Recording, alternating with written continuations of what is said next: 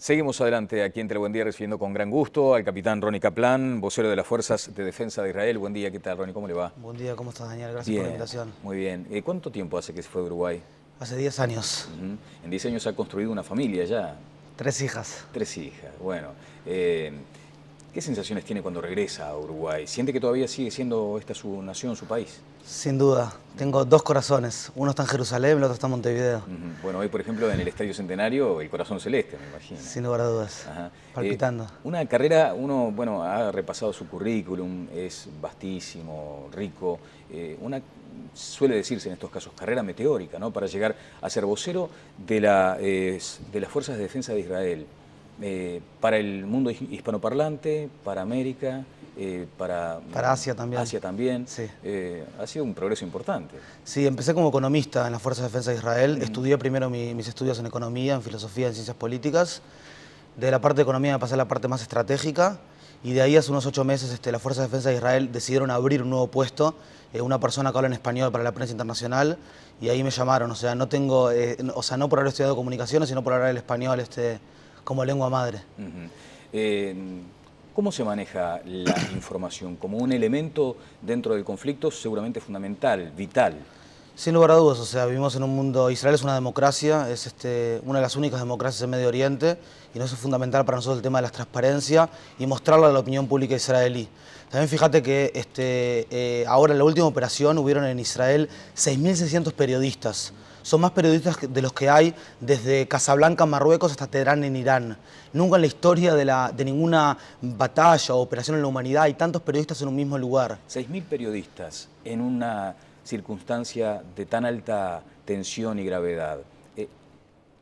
¿Cómo podríamos sostener que son 6.000 personas que van a informar lo que se pretende por parte de Israel?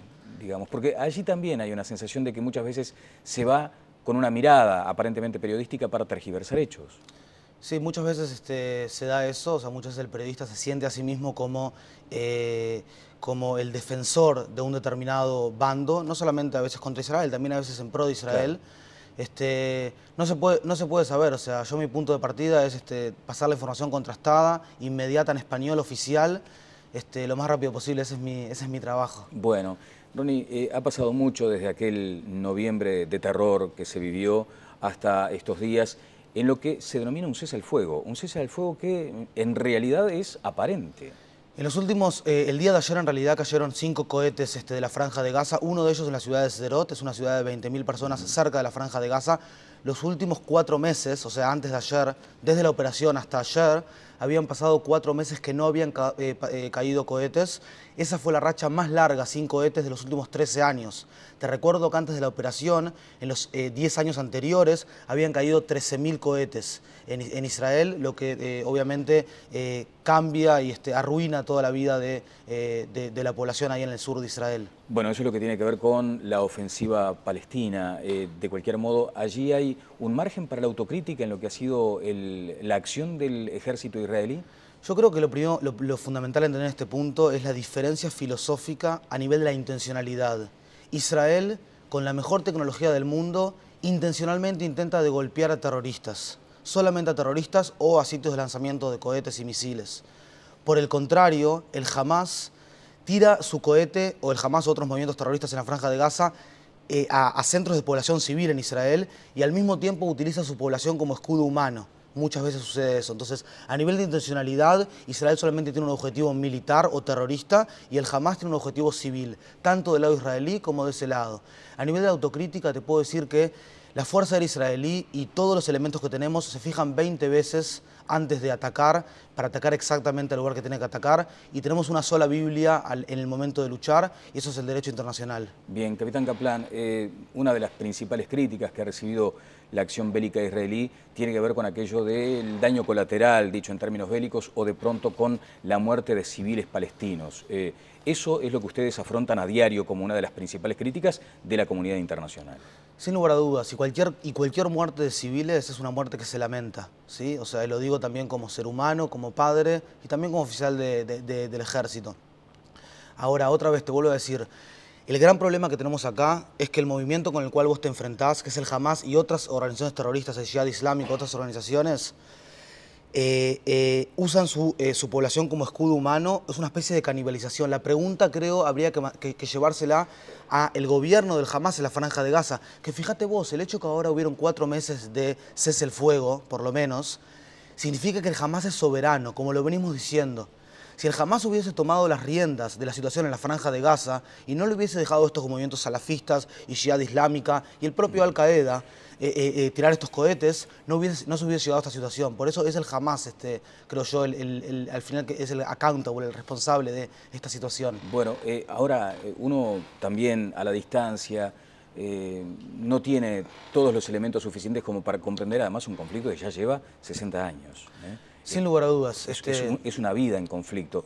Por lo tanto, a veces es difícil asumir que se utilicen niños como escudos humanos. ¿Ustedes entienden que eso es parte de la estrategia del Hamás? Para entender el Medio Oriente hay que entenderlo desde la cultura política. Vos fíjate que... Tú has mencionado eso de la intracultura que determina el conflicto. Vos fíjate que en distintos países del Medio Oriente hoy en día todavía se sigue crucificando, se sigue desgollando personas. Israel es la única democracia en Medio Oriente y... En la mayoría, ahora, por ejemplo, en la Franja de Gaza, por ejemplo, se suspendió la maratón de Gaza porque no dejaban correr a mujeres. Hay que entenderlo desde el lado de la cultura política, eso, ¿sí? Israel, como te vuelvo a decir, Israel, o sea, es un país, es una democracia occidental moderna, pero está rodeado, hay que entenderlo desde el lado cultural, ¿no? Como dice Raimonda ahora, desde la intracultural. De la intracultural, tú lo has mencionado reiteradamente. Bueno, allí está Israel determinado como dentro de un cerco. Está Siria, por ejemplo, con esa situación de alta tensión, Egipto también. ¿Cuál es el flanco hoy que ustedes advierten como más débil ante la amenaza de la región? Y Siria es un problema hoy en día. Mirá, yo te digo, Siria hoy en día se está desagregando. Estuvo el otro día en la frontera con Siria. Vos tenés... Por un lado, al Hezbollah y Irán. Primero que nada, Siria está dentro de un pacto con Hezbollah, que es el movimiento terrorista en el sur del Líbano, y con Irán, ¿sí? En estos momentos, Irán está financiando un ejército popular dentro de Siria, que lo está entrenando el Hezbollah. Hoy en día este ejército tiene 50.000 personas. Se piensa que este ejército va a tener 100.000 personas. Assad sigue teniendo el control de las armas químicas, de la fuerza aérea y de los arsenales de armas. Hoy en día este ejército popular de Hezbollah e Irán lo están ayudando a Assad a luchar contra los insurgentes y contra distintas fuerzas. Para el día de mañana, probablemente ellos quieran poner su mano, quieran tomar control de estos armamentos químicos, de estos armamentos de la Fuerza Aérea también, y esto puede llegar a ser un gran problema para Israel.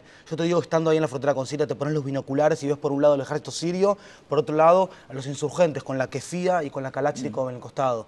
Es impresionante y yo creo que es una cuestión de días que suceda algo ahí. Bueno, es efectivamente así. Hay algunos analistas que entienden que es una situación a punto de estallar. Vamos a escuchar ahora un informe de Paula Riani que preparó respecto a la presencia del presidente de los Estados Unidos, Barack Obama, que se encuentra, como ustedes saben, en gira por Medio Oriente. Ante una audiencia con estudiantes universitarios, le pidió a Netanyahu ceder y negociar con Palestina para asegurar la paz y la seguridad. El presidente estadounidense Barack Obama, en medio de su visita a Israel, hizo una exhortación para que reconozca que será necesario ceder en algunos aspectos con el fin de asegurar la paz y seguridad perdurables para el Estado judío. Ante una audiencia de estudiantes universitarios, Obama dijo que Estados Unidos es el mejor amigo de su país y su aliado más importante. Nunca vacilará en su propio compromiso con la defensa de Israel, en especial ante amenazas como las que representan Irán y su programa nuclear. Pero también hizo énfasis en que Israel debe hacer las paces con los palestinos si es que desea asegurar su supervivencia y viabilidad a lo largo plazo como la patria del pueblo judío. La ocupación israelí de las áreas que los palestinos piden para formar su Estado debe terminar. El derecho del pueblo palestino a la autodeterminación y la justicia debe ser reconocido, afirmaba el mandatario. Pónganse ustedes en sus zapatos, vean el mundo a través de los ojos de ellos. No es justo que un niño palestino no pueda crecer en un Estado propio y viva con la presencia de un ejército extranjero que controla los movimientos de sus padres todos los días. Obama no hizo peticiones explícitas a Israel, pero sí dijo que su pueblo debe entender qué acciones específicas, especialmente la continua construcción de viviendas judías en territorio en disputa, puede afectar las posibilidades de que se reanuden las estancadas conversaciones de paz con los palestinos, que han exigido se detengan esas construcciones como condición para volver a la mesa de negociación. Puede decirse que habló el sheriff, y dijo eso precisamente, que hay necesidad de buscar otro nuevo proceso de paz? Mira, del lado del ejército, sí te hablo del lado como portavoz de la Fuerza de Defensa de Israel, nosotros lo que hacemos es todo el tiempo en la Cisjordania, es el tema de mantener la seguridad, tanto de la población palestina como de la población judía en la Cisjordania, que es la parte de Judea y Samaria. Si hay algo que tengo un sueño, un anhelo, es algún día anunciar la paz. No hay cosa que más quiera el pueblo de Israel que la paz. De hecho, como judío que soy, 3 veces al día rezo por que haya paz. Y Israel, creo que desde el año 48, lo dice en su declaración de independencia, no anhela más cosa que la paz. Ahora, las incursiones del ejército israelí, aún para aquello del control, de supervisar un mantenimiento de esa frágil paz, los checkpoints, ¿son hechos, son realizados realmente con un criterio de acercamiento, de comprensión del otro, o hay mucha carga agresiva también en esas acciones? Mira, si hay carga agresiva en las acciones, puede ser que suceda eso. Si hay algo que se hace no según la ley, ese soldado que se comportó no según la ley va a ir a las instancias de la justicia necesarias y va a recibir el castigo necesario. ¿Hay casos, por ejemplo, a diario de ese tipo? Puede llegar a pasar, no creo que sea a diario, puede llegar a pasar eso, pero te lo vuelvo a repetir, ese tipo de cosas van a la justicia militar y ese soldado recibe el castigo que debe recibir como cualquier Estado moderno y ordenado. Ahora, fíjate también que hace unos 10 años habían muerto 2.000 israelíes durante 2 años. Hay que entender también por qué se pone también toda esta verja de seguridad, ¿no? Que muchas veces la llaman que es un muro. Te cuento un secreto, solamente un 3.5% es muro, ¿sí? Y es un lugar donde un francotirador puede llegar a alcanzar a autos israelíes. Eso se puso en su momento porque el año 2002, 2001, 2002, 2003 habían muerto 2.000 israelíes por esto. Esa verja de seguridad, estos checkpoints lograron disminuir en un 99% los atentados en Israel. Y otro punto muy importante en este punto, Daniel, es que los palestinos hicieron un montón de apelaciones a la Suprema Corte de Justicia en Israel y esta verja, estos checkpoints, fueron cambiados más de 120 veces. Y todo fue con el juez Aarón Barak, que es como que te diga Ronald Working. Él fue la persona que tomó cada uno de los casos como en un Estado de Derecho moderno. Bueno, también se menciona que muchas veces por estas acciones de tipo preventivo, digámoslo, se va como avanzando en territorio que le pertenecía al pueblo palestino, con los asentamientos crecientes. Y se entiende que poco puede contribuir a un proceso de paz ese tipo de acción. Te vuelvo a repetir, nosotros como Fuerzas de Defensa de Israel estamos ahí para que haya la mayor cantidad de seguridad, tanto para la población palestina como para la población israelí. Lo que son, o sea, la toma, o sea, la Fuerza de Defensa de Israel, como cualquier otro ejército de un país moderno, hacen lo que dice el gobierno, ¿me explico? Esas decisiones que pueden llegar a ser del gobierno o no, son decisiones que son a nivel de gobierno y no están en mi competencia hablar sobre ellas. Se despegan de eso entonces, ustedes cumplen el mandato, cumplen la orden. Completamente, completamente. O sea, nosotros cumplimos la orden y cumplimos la ley, y la ley es la misma para palestinos y para judíos en la Cisjordania. Tú sos un analista agudo de la geopolítica, digamos. ¿Entiendes entonces que allí hay como una sensación de ir ocupando territorio también? O sea, desde el punto de vista geopolítico hay una ocupación. Mira, yo te voy a, si hablamos de historia un poco, yo te recuerdo que en el año 47, cuando la ONU declara la independencia de Israel, fueron los árabes que en el año 64 van a tomar la conciencia del pueblo palestino, los que no estuvieron de acuerdo en recibir la cantidad de tierra que les daba la ONU. ¿Por qué? Porque ellos dijeron, de ninguna manera vamos a tirar a Israel al mar, y no es necesario. Se declara la independencia de Israel en el año 48, 14 de mayo, el 15 de mayo 7 países árabes intentan tirar a Israel al mar, Israel intenta no. O sea, en el año 67 Israel conquista esos territorios, no los anexa y los conquista porque salieron atentados terroristas de ese lugar. Te digo también que el Hamas, después de la operación Pilar Defensivo, está cada vez más fuerte en ese tipo de lugares. Entonces, otra vez, es verdad que hay población judía en ese territorio. No nos olvidemos también que hay 1.4 millones de árabes adentro del territorio israelí. Y obviamente que nadie piensa, o sea, vivimos con ellos. Yo jugaba en un equipo de fútbol también de árabes israelíes que estudiaba con ellos en la Universidad Hebrea de Jerusalén. Ellos están en el territorio de Israel. Bueno, el presidente Obama ha insistido con aquel concepto que tanto se ha mencionado y que parece tan imposible de alcanzarse. Tiene que ver con 2 países para 2 pueblos, o 2 estados para 2 pueblos. ¿Es posible eso, Ronnie, hoy? Otra vez, es una decisión política que las Fuerzas de Defensa de Israel van a hacer lo que dice el Estado de Israel. entonces no sé si es posible o no. Lo que sí te puedo decir, a nivel más personal, de corazón, de que si, o sea, de que si eso va a determinar que mis hijas no tengan que ir al ejército, no tengan que ser pilotas y no tengan que manejar un tanque mis hijas, porque las mujeres en Israel manejan los tanques también, yo estaría de acuerdo. Ahora, fíjate una cosa, Judea y Samaria tiene ventaja topográfica sobre la costa de Israel. La costa de Israel, en un 20% del territorio, vive el 70% de la población y se produce el 80% del Producto Bruto Interno. Nosotros nos tenemos que asegurar de todas maneras de que haya una paz que sea duradera.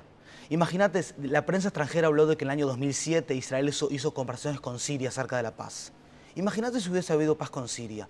¿Qué hubiese pasado ahora? El Medio Oriente está tan inestable. Lo que ha pasado en los últimos 24 años en el Medio Oriente, quizás lo entendamos estratégicamente en los próximos 24 años. Perdón, lo que pasó en los últimos 24 meses, quizás lo entendamos en los próximos 24 años. Entonces esa es la pregunta. ¿Cómo haces un compromiso político, y no me quiero ir de tema como vocero militar, cómo haces un compromiso político con gobiernos tan inestables? Esa es la gran pregunta. Bueno, pero se nota tu connotación ciudadana, humana, digamos, para estas cuestiones. Sin duda. Cuando surge de esta zona en la que tú naciste, algunas declaraciones por aquel noviembre, se entiende que la Unión Europea había determinado una señal mucho más equilibrada respecto a la necesidad de la búsqueda de paz en la región. Y se considera que el Mercosur, sin embargo, simplemente puso mucho énfasis en aquello de la falta de proporcionalidad entre la acción bélica israelí y la palestina. ¿Cómo te llegó hasta como ciudadano de estas tierras? Como ciudadano de estas tierras, otra vez como vocero, es un tema que menos me incumbe, pero ahora estamos como ciudadano. A mí me llama la atención muchas veces cómo la izquierda intelectual y la izquierda latinoamericana muchas veces se pone a favor del radicalismo islámico. O sea, el hecho de crucificar personas, el hecho de no darle derecho a tus mujeres, de no dar libertad de expresión, de no dar libertad de prensa, esa cultura política que al fin y al cabo la izquierda latinoamericana a veces la apuntala, no tiene nada que ver con la izquierda, y lo digo como estudiante de Marx, de Bakunin, de Owen y de todos los socialistas que vivieron en la historia. ¿Me explico? O sea, para mí lo que es importante entender es que el Estado de Israel, al fin y al cabo, lo que quiere hacer con estas operaciones es defender a su población civil, como cualquier Estado moderno haría, ¿sí? Esa es la concepción del Estado moderno, así lo concibieron los primeros filósofos políticos, desde Hobbes, Locke, Montesquieu, Rousseau, hasta John Rawls, que es el gran filósofo político del siglo XX. Y yo creo que en ese sentido, cualquier otro país del mundo lo haría, ¿sí? O sea, una de las cosas que más me tocó durante esta operación como uruguayo fue el hecho de que mi hija, nunca me imaginé eso como uruguayo, mi hija me hablaba: papá, estás en la guerra, o sea, ¿qué va a pasar? Papá, está cayendo el misil. Eso obviamente que es muy lastimoso, y yo estaría dispuesto a dar mucho porque eso no pase en la mesa de casa. Bueno, seguramente va a haber repercusiones luego de estas declaraciones de Obama pidiendo una vez más que se inicie un proceso de paz serio y además solicitándole al propio ejército de Israel que modere sus acciones bélicas. Te quiero agradecer muy especialmente estos minutos, ojalá que tengamos oportunidad de seguir hablando de esto, pero ya en otro clima, ¿no? O sea, cuando tengamos esa paz tan anhelada ya como una gran noticia. Ojalá. Ojalá. Estabas mencionando las mujeres manejando tanques y naves de guerra en Israel. Hubo una situación ahora que generó una controversia entre el ejército y la Cancillería israelí por Bar Rafaeli, esta bellísima modelo que hizo una campaña de publicidad sobre los grandes inventos israelíes, y el ejército cuestionó esa decisión porque dice: pero si esta mujer todavía no terminó su pertenencia al ejército. Sin lugar a dudas que es bellísima. El ejército simplemente le dijo a la Cancillería que el ejército como ejército obligatorio, que lamentablemente es una necesidad en Israel, es un valor para la población. Y entonces nosotros queremos luchar porque ese valor se siga dando. Por lo menos que los jóvenes de 18 años hagan el ejército o que hagan un servicio civil, que le den un poco a la comunidad. Lo que no hizo Rafaeli. Esa es la idea, y Rafaeli no lo hizo. Ahora, hablabas de las mujeres en el ejército. El 92% de los puestos en el ejército están abiertos a mujeres ya desde el año 48 y se van abriendo paulatinamente. En ese sentido, Israel es un país de primer mundo, ¿sí? Dándole a las mujeres todo, o sea, todo todos los puestos están abiertos a sus ojos y esos a veces son mejores que los hombres. Bueno, y ¿estás de acuerdo entonces con este tirón de orejas del ejército hacia la Cancillería por haber presentado esa campaña con la modelo Barrafaeli? Fue una decisión más arriba de mi cabeza, o sea, no sé si estoy de acuerdo o no, pero estoy de acuerdo con el hecho de que una sociedad así como la israelí, por necesidad tenga el ejército, y muchas veces el ejército, que si bien es una necesidad, muchas veces determina muchas nuevas oportunidades. Yo te recomiendo el libro Startup Nation, que habla cómo el ejército israelí y las unidades de inteligencia israelíes han desarrollado una industria de high-tech, que al fin y al cabo Israel es hoy en día el país que tiene más innovadores per cápita en el mundo, ¿sí? Otra vez, Israel es un país que en el año 1948 estaba en el puesto número 178 a nivel de Producto Bruto Interno per cápita, y hoy está en el número 13 en el mundo, en un ambiente muy amenazante.